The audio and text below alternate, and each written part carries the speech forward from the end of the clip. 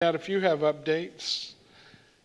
Sue reports her and Marshall are doing okay. She's getting better. I think Marshall's feet are swelling up on him, so I don't think we'll see them tonight. Janice is doing better. I talked to her today, and she's stronger. She's back up to triple digits. So she'd been down to 93 pounds, so she's moving in the right direction. Ralph was supposed to get out of the hospital. Jeff, did that happen? Ralph is home. Okay. Told to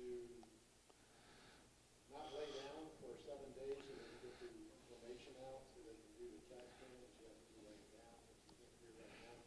Okay. He's home. Good.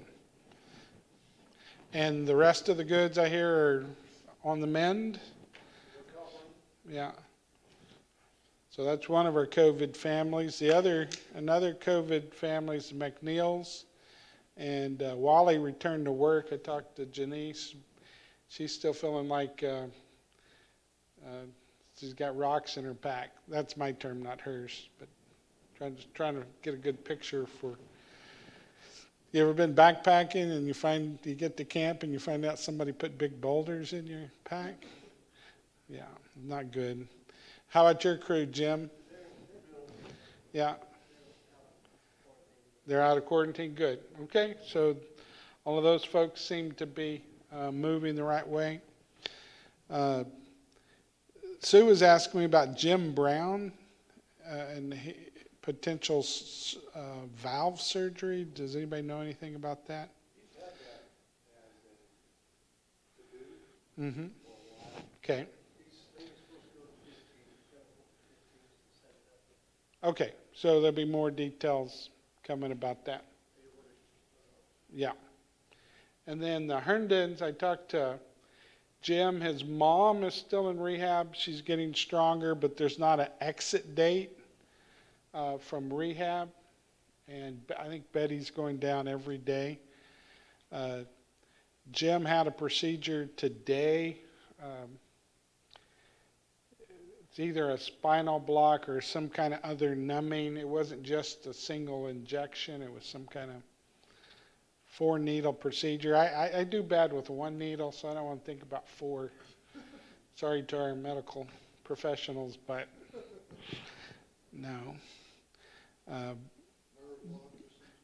If it works, they may be able to do an ablation. If it doesn't work, he's looking at surgery in the middle of September. So that's the update on him. And Kelly, when do y'all leave? Sunday. All right. Taking Carmen to Texas. The good news is it rained yesterday. Not that it's going to matter that much, but at least it's still possible. Everything ready to go? Everything but mom. Yeah, there you go. Well, it's a roller coaster. I could tell you lots of stories.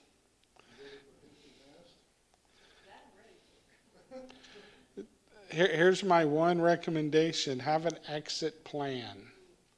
Because if you get there and there's no plan, nobody knows what to do and it just all kinds of falls apart. But we've done it that way.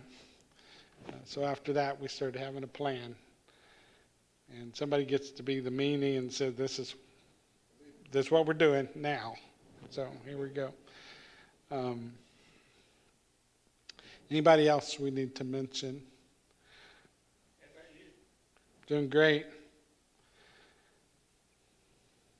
If I can just lower the humidity, that would be nice. I know, I'm looking forward to it. If you can't lower the humidity, lower the temperature, okay? Yeah.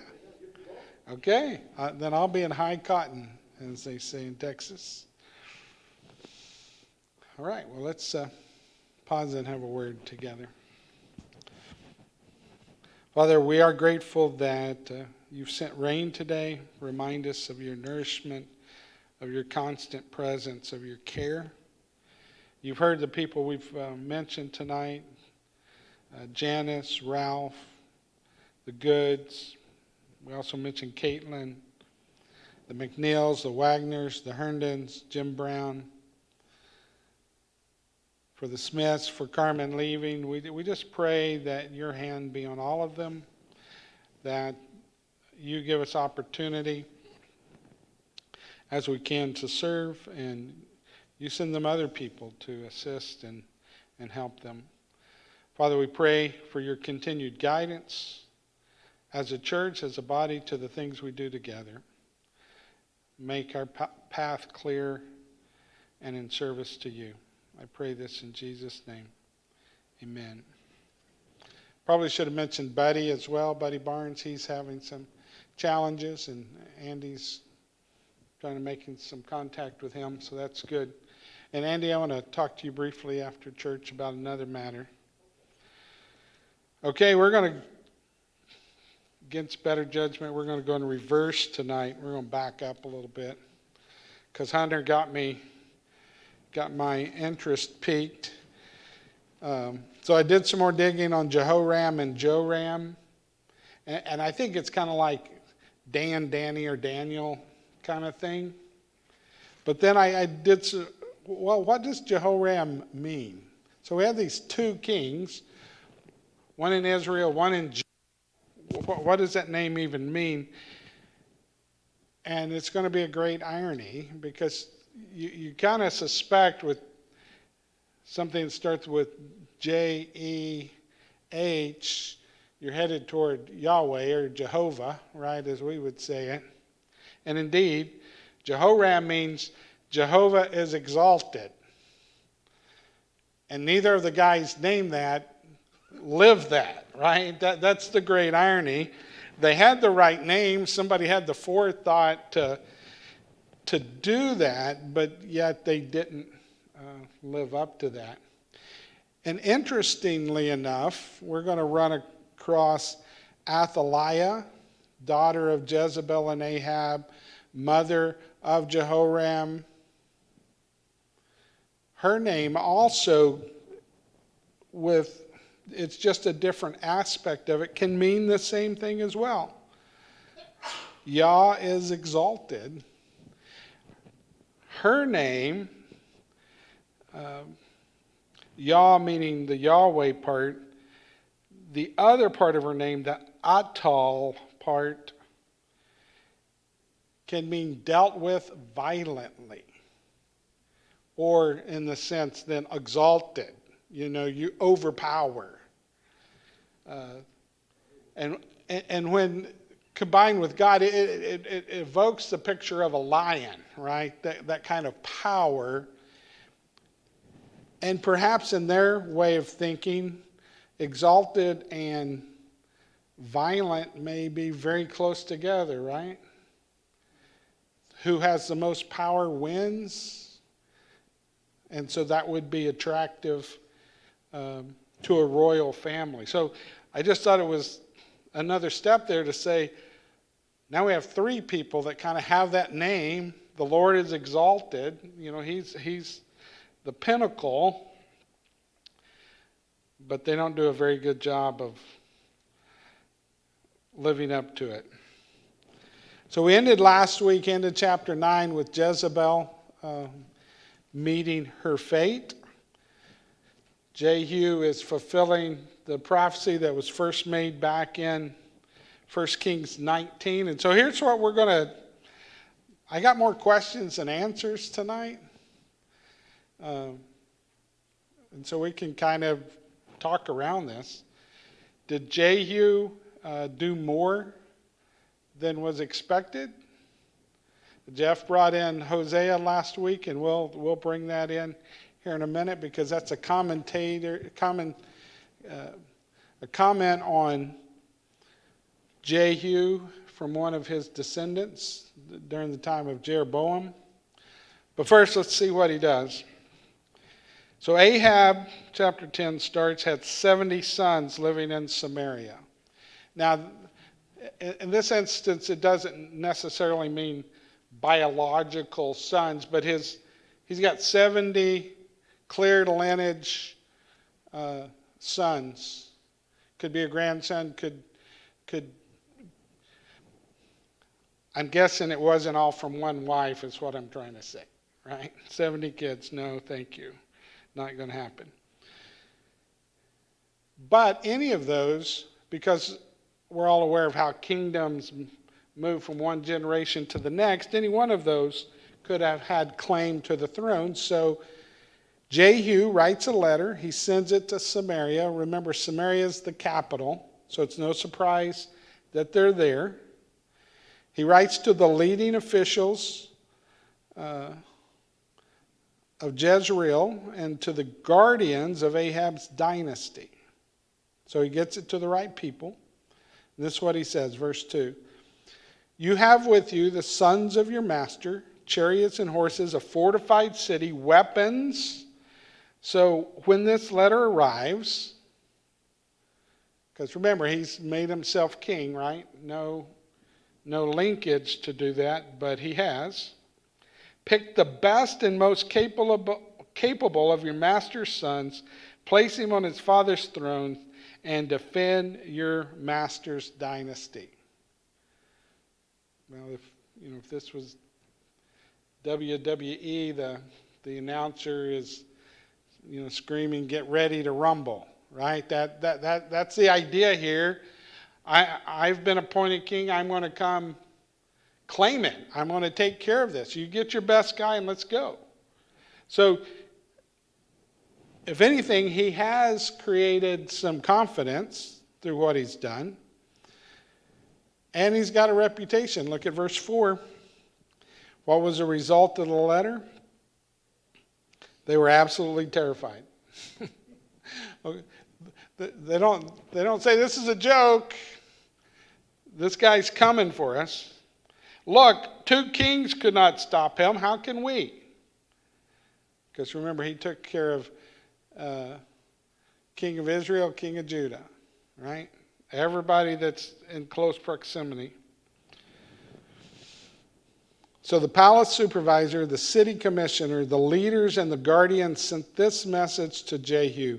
We are your subjects. Whatever you say, we will do. We will not make anyone king. Do what you consider proper. You just tell us. And so he does. He writes a second letter, verse 6. If you're really on my side and you're willing to obey, give me 70 heads and 70 baskets. One of the guys I read suggested this idea of being in a basket was, you remember there was a vineyard in Jezreel that belonged to Naboth, and Ahab took it and he sent out grapes in baskets. This is his just rewards coming back to Jezreel. So they do that. And when the baskets arrive, how would you like to be that FedEx driver, right? The messenger came and told Jehu, they have brought the heads of the king's sons, stacked them in 2 piles at the entrance of the city gate until morning. And you know the purpose of that, right? He's showing off in a sense, right? You mess with me, this is what happens to you. He's trying to make sure there's not any other pushback on him being king. And they've just murdered 70 men and or boys. We've not really told their age. In the morning, he went out and stood there. Again, isn't that part of the show? I caused this to happen. But he tells the men, you are innocent. I conspired against my master and killed him. But who struck down these men? So he's kind of got them, right? Yeah, I'm a murderer, but I didn't kill 70. So you're in up to your eyeballs, I think is our expression. If you weren't for me before, you better be for me now, because if I'm guilty, you're guilty, and if I'm innocent, you're innocent. It's the feeling I've dragged you down to my level. Exactly. You're down here with me, and we're not going anywhere. Then verse 10, he says, "Therefore take note that not one of the Lord's words which he pronounced against Ahab's dynasty will fail to materialize." So he's saying this is the result of that prophecy, and I'm just doing what I've been told. The Lord has done what he announced through his servant Elijah. Then Jehu killed all who were left of Ahab's family in Jezreel, and all his nobles, close friends, and priests. He left no survivors. I couldn't really say that was what was commanded. I went back and read it several ways and several translations, and it didn't say not to do that. You know, we love to argue that. Well, it didn't say I couldn't. And then, I'm not sure where we're going here. well, I didn't say it was okay, but murdering people in wholesale slaughter is okay. no, I'm not suggesting that. I'm just raising the question that Jehu thinks it's okay, right? No, I'm with you. What Elijah pronounced against actual descendants of Ahab, and now it says close friends, priests. This was not a sniper shot. This was a nuclear bomb, right? He's just taken out everything. And I can't help but think that he's just using his position and saying God said to do it. I don't know that I'm right about that, but that's what I'm worried about here. It's easy to say, well, God told me when you're king. It all goes back to 1 Kings 19, verse 17. This is the original pronouncement.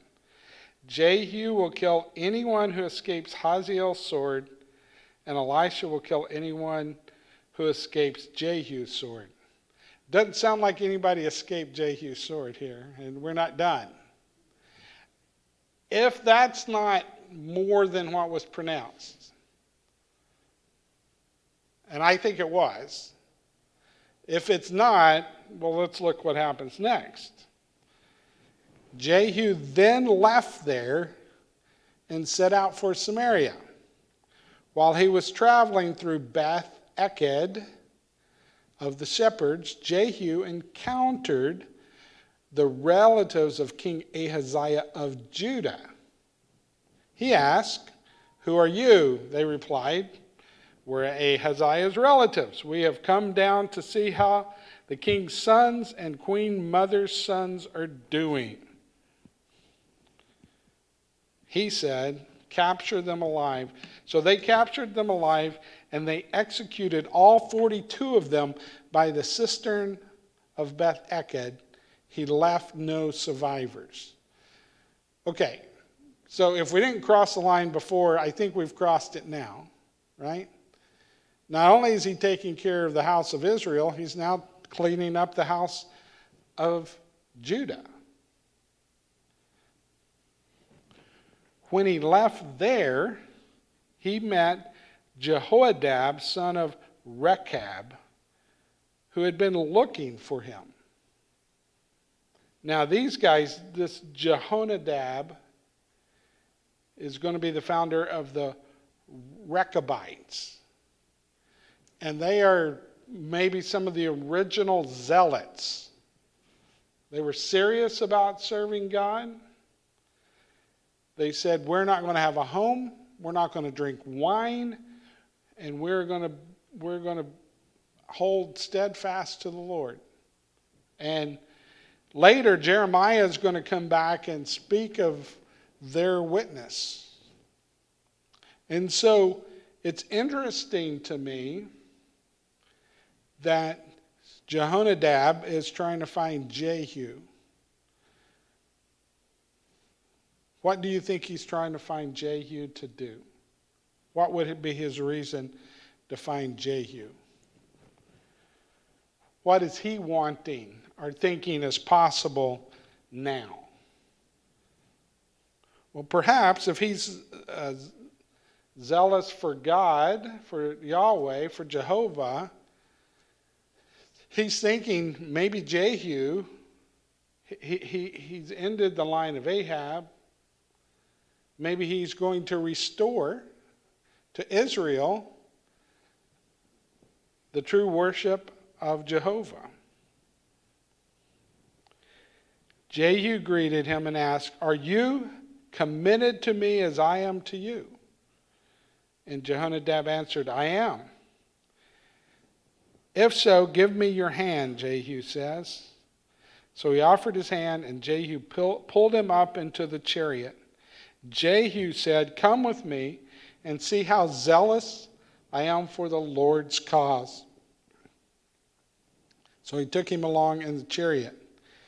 He went to Samaria and killed each of Ahab's remaining family members who were in Samaria until he destroyed them, in keeping with the Lord's message which he had announced to Elijah.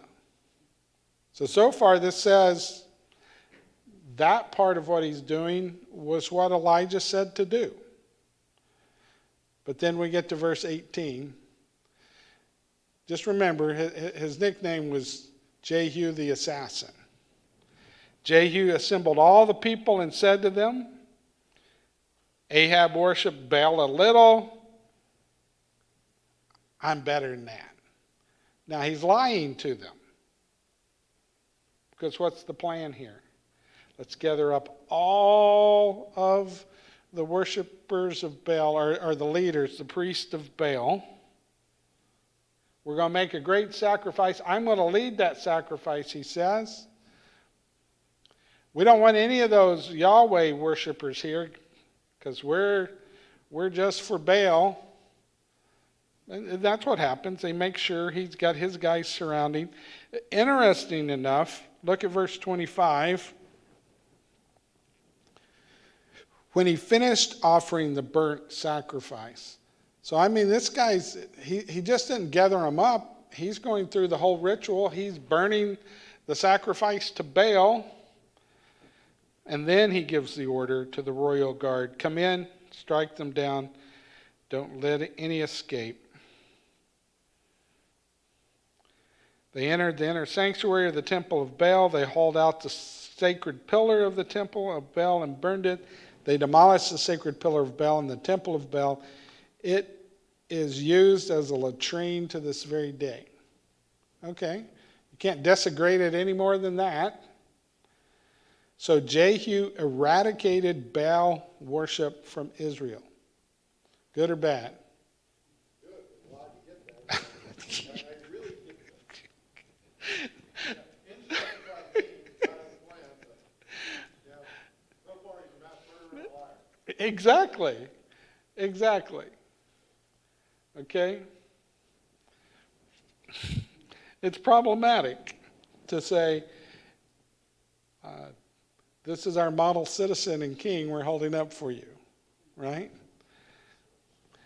So that raises an interesting question.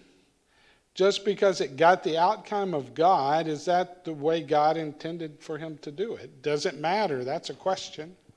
I still think it does. And I think we're going to see that borne out in what happens. Matters in Jehu's character and his relationship with God. On the scale of the nation, it doesn't matter. There are macro things that are happening that are following the will of God. There are micro things that are taking place that I can't sync with the will of God. Well, he's going to rule for 28 years, 4 generations. Yes. Whatever consequences are going to occur, are going to take 100 years. Right. Yeah. So there is some appreciation that he has eradicated the Baals and gotten rid of the dynasty of Ahab. But look what happens next, verse 29. However, Jehu did not repudiate the sins that Jeroboam had encouraged Israel to commit. In case you forgot, they put it in here. Those golden calves at Dan and Bethel. The Lord said to Jehu, "You have done well. You have accomplished my will and carried out my wishes with regard to Ahab's dynasty." Now again, is that a rubber stamp for everything? No, he has carried out those wishes apparently. "Therefore, 4 generations of your descendants will rule over Israel." But Jehu did not carefully and wholeheartedly obey the law of the Lord of Israel. He did not repudiate the sins which Jeroboam had encouraged Israel to commit. I think it's important for us to know also that not only does God not want pagan idolatry, worshiping other gods, but even if you set up a golden calf and it's supposed to represent God, God does not want idol representations of himself. Right. And so that's still, maybe it's not as bad as Baal worship, but it's treated basically as a cardinal sin. Well, it got Jeroboam cut off. Yeah. Right? Now, as long as we're throwing meanings of names here, Jehu means Yah, or Yahweh, is he. God is. Another God-honoring name. With less than God-honoring behavior. Now, just to pull in, and we may touch it again when we get down to Jeroboam the second. So Jeroboam the second is no relation to the first Jeroboam we had.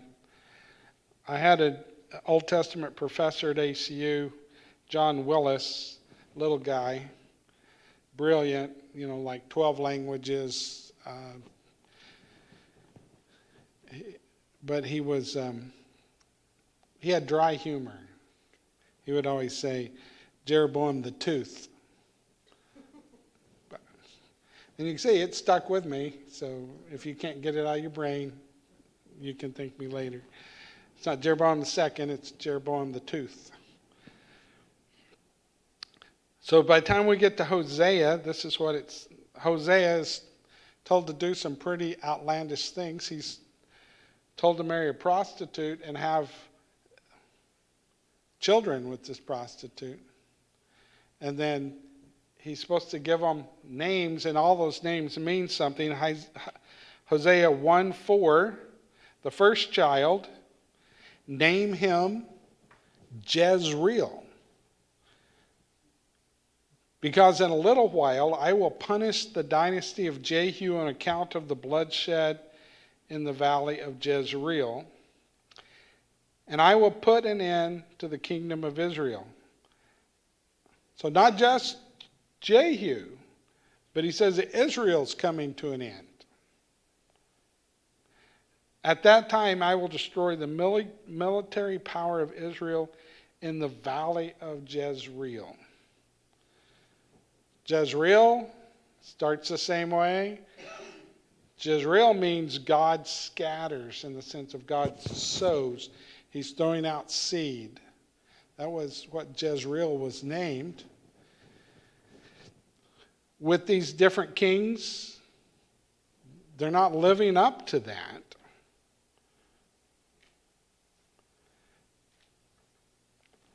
So what does it mean for us? It sounds like Hosea, it's because of the bloodshed of Jezreel, but how can that sink if he was ordered to eliminate the family of Ahab? So one person I read suggested, and I get what this guy's, where he's going. He said the translation should be for Hosea 1:4. Then the Lord said to him, name him, the child, Jezreel, for in a little while I will bring the bloodshed of Jezreel on the house of Jehu. Not because of it that I'm punishing this dynasty now, but because the same thing's going to happen to the house of Jehu that happened to the house of Ahab, because you stopped short. You didn't follow through. You didn't go all the way. You didn't restore Israel to the worship of the Lord. Kept the golden calves, kept people worshiping away from Jerusalem, etc. So Jehu,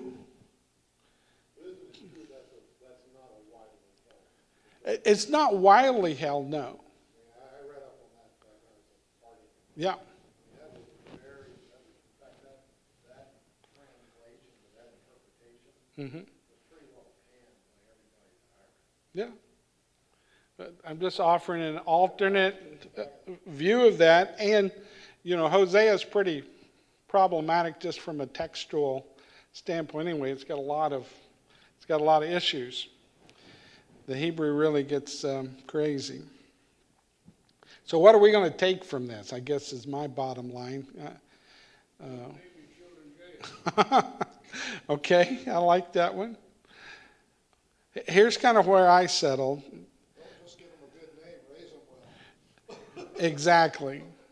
And Jehu, we can say he started out right. His intent was to fulfill God's will. But I really do think he went too far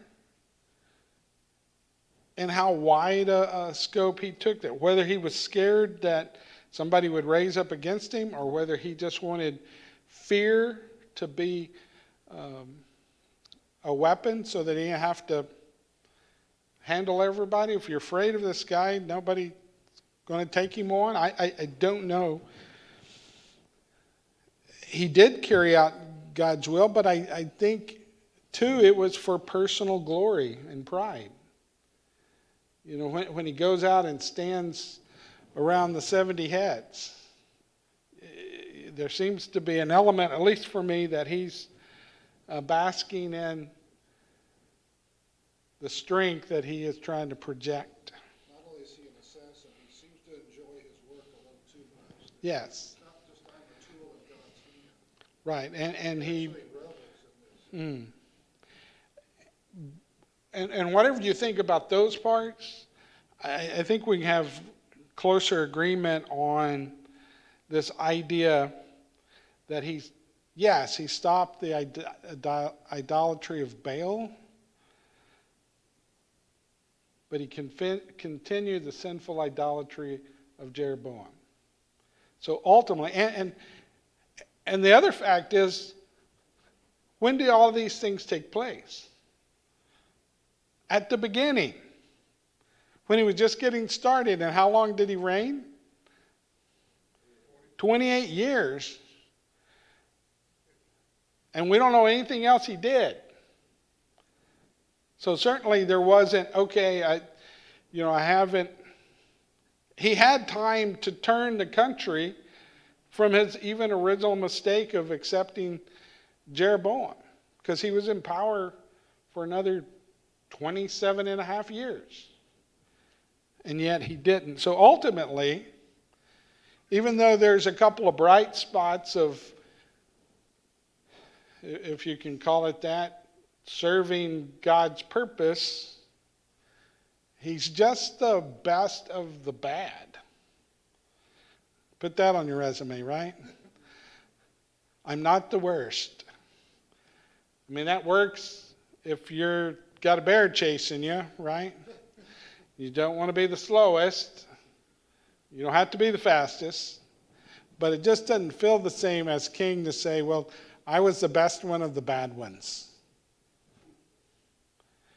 And then ultimately, by the time we get to Hosea, by the time we get to Jeroboam, there's consequences for his choices and behavior. But look at verse 32, and this is what I think pushes me to think he went beyond what God intended in some of these other things we're talking about. It says in verse 32, in those days, We're not talking about Jeroboam here. We're back during the time of Jehu. In those days, the Lord began to reduce the size of Israel's territory. That doesn't line up with somebody who is completely fulfilling the Lord's will. Hazael attacked the eastern border. He conquered all the land of Gilead, including the territory of Gad, Reuben, and Manasseh, extending all the way from Aor in the Amnon Valley through Gilead to Bashan. So Hazael comes in and he takes everything north, basically, of Jerusalem, east of the river. For 600 years, this land has belonged to the Israelites, and it's gone. Land of 3 tribes, or 2.5 tribes. Manasseh had some other land. And it's fertile. Gilead and Bashan were known for their produce, the products of the land. And they lose that. It occurs to me, I hadn't really thought about this much, but the latitude that God gives to people is pretty good.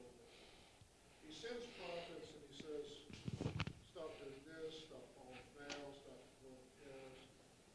But he doesn't just overwhelm people and bully them daily until they have to stop. I mean, if Elijah and the prophets of Baal on Mount Carmel, if that's not enough to turn around the northern tribes, God doesn't respond by saying, well, I'm going to do something spectacular like that every month from now on until I just batter them into obedience.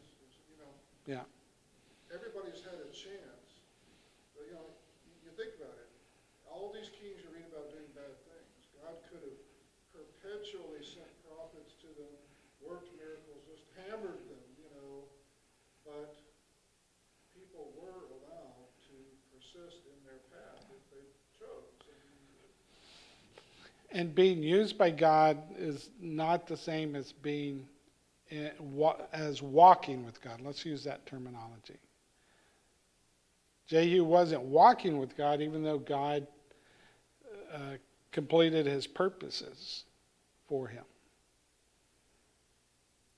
But he did have an opportunity to have both, and he did not. So that's instructive to me. Just because I may see clearly some purpose of God, some thing that I can accomplish, it's not enough just to accomplish the things of God, but it also matters my relationship and whether I'm walking with him. Because his will be accomplished. Even accomplish things through foreign kings or whatever, but Exactly. nothing to do with their heart. Right. And what did God want? He wanted their heart. He wanted them walking with the Lord, and Jehu does not. So that's chapter 10. We did pretty good.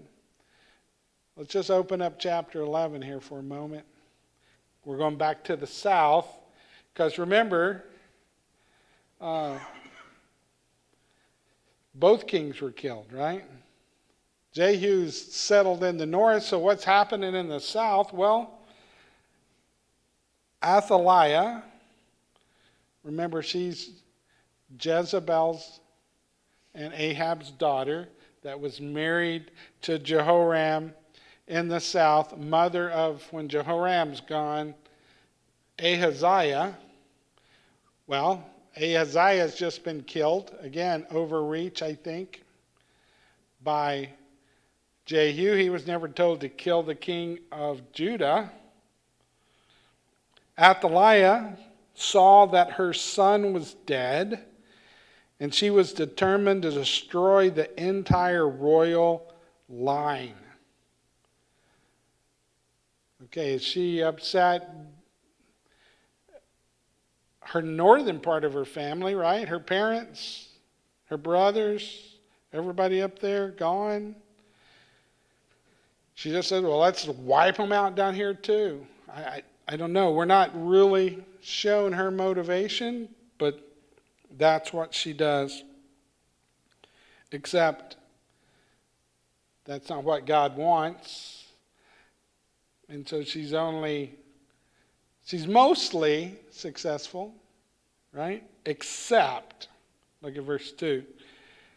Jehosheba, which means Yahweh is an oath, meaning he's a promise, he's something you can count on. The daughter of King Jehoram and the sister of Ahaziah. Jehoram and Ahaziah, neither one did very well in following the Lord, but somebody had taught Jehosheba something different. She took Ahaziah's son Joash and stole him away from the rest of the royal descendants who were to be executed. She hides them in a room where they have the sheets, or they said bed covers, maybe they don't have sheets. And it works. He escapes execution. And for 6 years, she hides him in the temple with his nurse. And Athaliah was ruling over the land. Now, I got questions that there's not going to be answers to. Like, did she not do a head count? Did Athaliah not know they missed one? And he's probably, because he's made king when he's 7. If they had him for 6, my math says he's probably about 1 when this is happening, right? He's been around long enough that she should have known about him. I can only make stupid guesses of why she wouldn't have known. Or maybe somebody told her they did. She didn't bother checking. Who knows? But in the 7th year, verse 4, Jehoiada, his name means Yahweh knows. He summoned the officers of the units of hundreds, of the Carians, and there's some debate about exactly what that is, but it appears to be an elite force, maybe even foreigners. You remember David had a bodyguard that was made up of foreigners.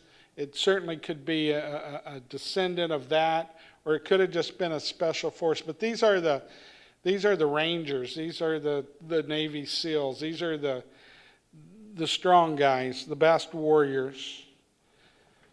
And the royal bodyguard, they meet in the temple, and what are they going to do? They're going to protect the king. He's 7 years old, but they're going to protect him. And that's what they do. You can read through chapter 11 just as much as I can read it to you, but they have a plan. They keep him guarded. They're watching at the gates. They're serious about what they're doing. I do this, and the reason I want to do this week, so we can contrast it to Jehu. Instead of trying to kill anybody who might be a problem, these guys are protecting the one who is to become the leader. And this priest understands his duty, and he gathers all these warriors for this mission. It tells me where Jehu didn't walk with the Lord, that Jehoiada understands his name. Finally, somebody, God knows. So they bring him out at the right time. They place him on the right spot. They make a big announcement. Look at verse 12. Jehoiada led out the king's son and placed on him the crown and the royal insignia. They proclaimed him king and poured olive oil on his head. There it is. Got to have the oil. They clapped their hands and cried out, "Long live the king." Of course, we find that Athaliah hears something's going on. Verse 14, she says, "Treason. I've been tricked." is what she's saying. But who's really the treacherous one? Well, she is. It's easy for the treacherous one to see treason.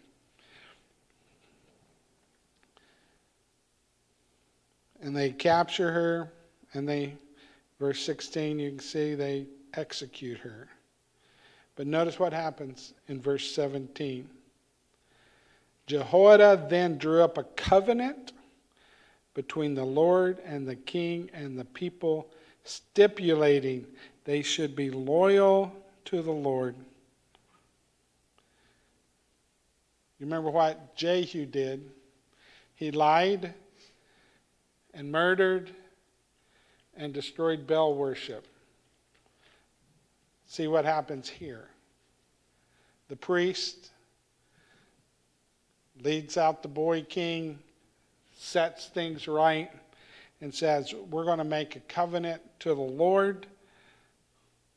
And verse 18 said, all the people of the land went and demolished the temple of Baal. So Jehu had destroyed in the north, but it had continued in the south. He didn't even take his push to get rid of Baal to the south. But in this moment, they smashed its altars and idols to bits. They killed Matan, the priest of Baal, in front of the altar. Jehoiada, the priest, then placed guards at the Lord's temple. He took the officers of the units of hundreds, the Carians, the royal bodyguard, and all the people of the land together. They led the king down from the Lord's temple. They entered the royal palace through the gate of the royal bodyguard, and the king sat down on his royal throne. And all the people of the land celebrated, for the city had rest now that they had killed Athaliah with the sword in the royal palace. Jehoash, which is the same boy, again, it's one of those where you got two forms of the same name, was 7 years old when he began to reign. Do you see the contrast? When the rightful king is put into place, it's done with the bringing in of peace and rest. Not more war, not more turmoil, not more chaos, but peace. And so I think those are two good contrasts, and kind of why I wanted to fit them together this week. So my question is, where would you rather be living? In the north with Jehu, or in the south? Even as Athaliah has been in charge for 6 years, it was only temporary. And let's not fool ourselves. It's more than just fulfilling the Lord's wishes. We're going to see that Joash, finally, after a few kings, is going to lead the people differently. And so the question for next week will be, what helped him do that? And I think we already got a clue to why that's happening. Interesting that finally the influential descendants of Ahab are dead with Athaliah's death. So Jehu killed all these people, but he also killed people who were not descendants, but who were associated with the household. Right. Which is questionable, but he didn't kill Athaliah. It took 6 more years. And Athaliah was going to a big problem. That's what happens when you go part of the way, right? All right. Glad you're here. Kelly, we'll be thinking about y'all this weekend. Y'all flying, right? We are. Okay. So there's the 50-50 chance you'll make it. Just mean cancel flights and all that. Not a plane crashing. That you'll make it on time. Maybe that's a better way to say it.